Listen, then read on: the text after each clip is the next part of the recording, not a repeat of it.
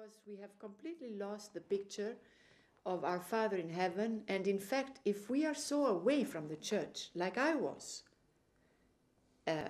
so far away that anybody who started to talk to me about God, I said, oh, come on, please, don't come and preach to me.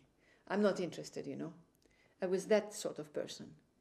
But it seems like as if God had to come and break the door to me so that he converts me. And I think that nobody, not even a priest or anybody who is a very good speaker, could have done this to me, except when God himself came and broke this barrier that between he and I. Now, many will ask, first of all, let me reply to this, because I know there are many in the heads of the people, why did he choose you? Who are you? You know, in other words. Well, this was a question that I asked him many, many times.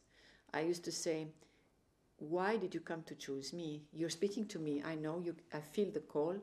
You're taking my hand even, because I felt my hand being taken. And when I heard the words, I used to write them, changed my whole writing. It wasn't my little writing. It was nice and irregular writing. There are many supernatural manifestations.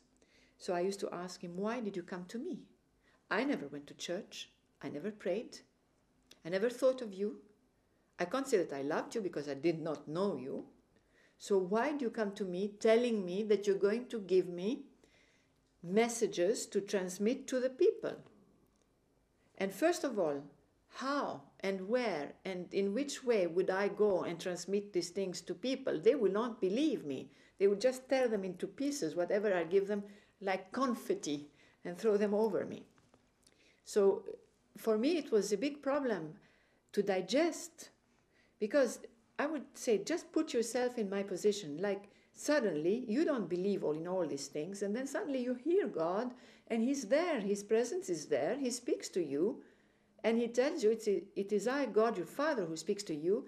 But when he speaks, he also gives you the grace to believe that it is happening. So you would have a problem. You would say, why me? Is it possible that you come to me and speak to me in such a simple way?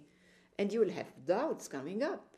It will be waves of doubts which torment you, because these doubts were really tormenting me. And I would always reject and say, no, it can't be. And then his answer would be, I chose you because you are the most wretched person on this earth. Did you not know that wretchedness attracts me? He would say. And so I didn't know what the word wretched meant in exactly God's thinking. It means the most miserable, the most, I would say, miserable creature on earth. It doesn't mean bad in a sense of, you know, having committed crimes and all this, but misery. Misery in the sense of the soul. In the miserable souls, he would go to them and speak to them.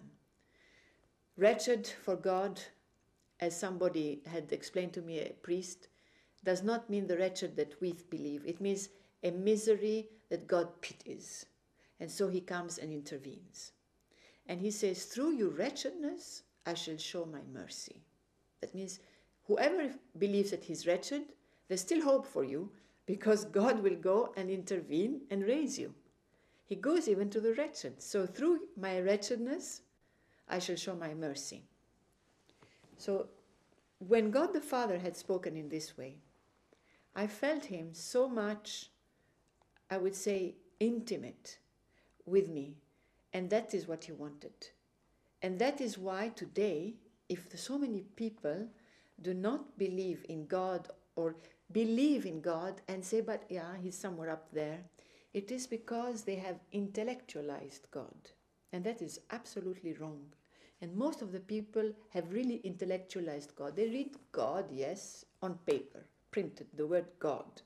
But they don't make a real picture of God as a father, as a person, a divine person, who has ears, eyes, who watch you, and has a heart that can be touched by the things that you do and the words that you say to him.